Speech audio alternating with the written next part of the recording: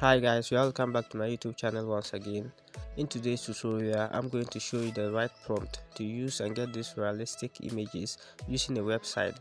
Please, the website will not appear here. I have posted a video. If you haven't watched that video, go back and watch it well so that the website will appear to you.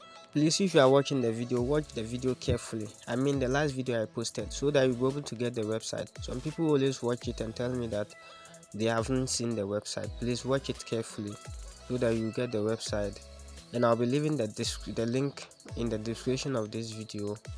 Please check the video well and take your time and watch it very well. And some people are also complaining about creating of an account. Please, if you are in that shoe, don't worry. In this video I'm going to show you how you can create an account. And without forgetting, there are some points. There is always 15 points. If you exhaust them, you have to wait till the next day before they can be renewed. So that's how it is. Please, if you are new to the channel, subscribe and hit the bell to be notified anytime I post a video. Thank you very much.